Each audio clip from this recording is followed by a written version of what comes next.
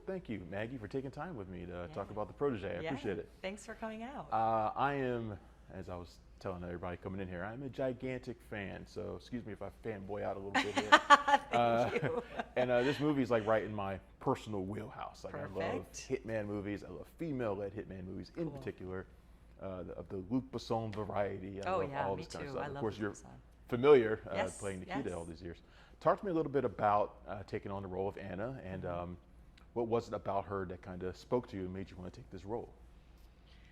I mean, everything about her spoke to me because she was a real character, you know, which you don't often see in action movies. You know, you don't really see like these fully fleshed out people whose relationships matter to one another, who will matter to the audience, whose motivations are very clear because their backstory is properly set up. And, you know, all of that is sort of lacking in these movies. And so to be able to experience that the first time I read the script and know that it would get better because Martin was working on it, I was working on it, Michael, you know, we were all sort of like had our own ideas and trajectories. And Richard Wank, who wrote the script, was so open to all of that. You know, he just like, he had no ego. He was just completely like, yes, I trust you guys and let's collaborate. And again, even with writers, you know, they're very protective of their material, and the fact that he was open to our takes on what he created, I just think made the movie better and better, and made us more attracted to wanting to do these characters. It's interesting you say that because you do have so much experience in this type of role.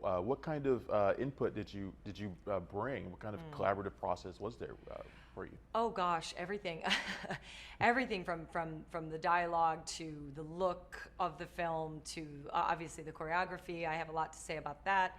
So, you know, listen, we hire professionals, and if you hire professionals, you should trust them to a certain degree. I mean, obviously we all have our own take on what we want to do, and so collaborating is key, you know, never sort of dictating. So it was nice to be able to come in, trust people enough to where I'm like, hey, love what you're doing, love your vision, here's how I feel. And if they felt good about it, we met in the middle very nicely. Why do you think you seem to? I mean, I think these kinds of roles are just absolutely perfect for you, and then this one is such a great showcase. But what is it about these things, about these roles, that draw you to them, though? I have no idea. Is there some secret that you need to be telling us or something? I know. There's some secret that I need to find out about. You know, back in the day, like way back in the day, you know, when I was sort of, you know, 20, 19, whatever, I remember I asked a director once why they were looking for me for these types of roles, because I couldn't really articulate it myself. But I said, do you think that, you know, there's something, what is it about me?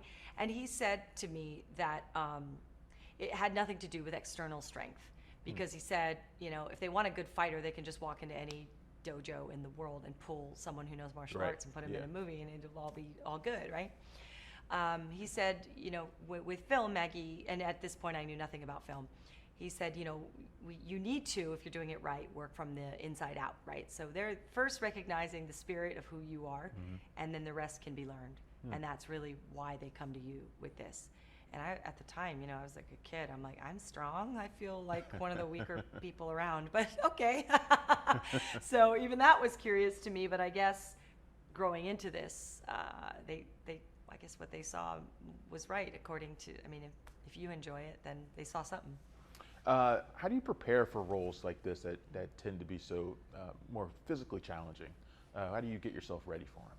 I mean, normally I do have time to train, and normally there is. With this, I didn't have any time to train. So, you know, if this was like, I get jealous of people like Keanu, you know, he did the Matrix and like he had 6 months to train. I was like, what? I don't even know, like I can't even fathom having that much time to get prepared for a role. That's so awesome. Yeah.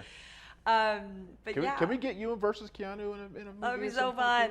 He's making a huge comeback too, so that would be really fun. But yeah, I mean, having preparation, I think, is key. I didn't have any for this, unfortunately. I just couldn't. It was a culmination of things that just didn't happen, and so I think I had to rest on, you know, my experience over the last 20 years and kind of pull it all into this. Yeah.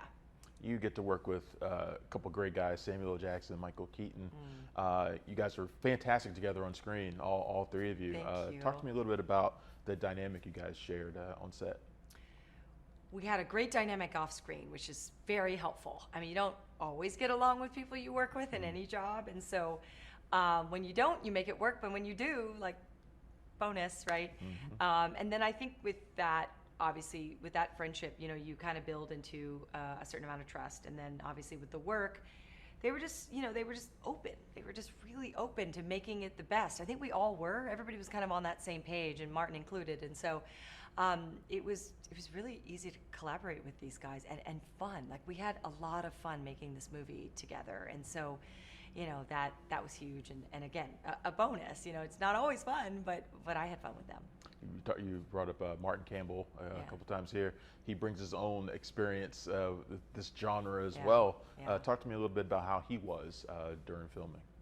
He certainly does. Wow, it brings a lot of weight to this, and really was the central reason why I took the film outside of, you know, the script being something I liked. But he is, I mean, he's such a legend. And what's so funny is that he operated on this film as if he was just directing a drama. You know, he was so focused on the characters. He would get to work hours early and just run these scenes over and over in his head. And I mean hours, like 3 to 4 hours before we got there. Martin was already there. You know, he was just blocking this and making sure that it felt authentic to the audience. And so with the action, I was more focused on the action than Martin was, funnily enough, for someone who's a legend in this genre. I think for him, he's been around for a very long time, obviously. And I think that he is so sick of seeing these one-note action characters and these movies with just like no story, you know, action movies with a little story sprinkled in there, time and time again, that he wasn't willing to make that mistake. He was not willing to make that film.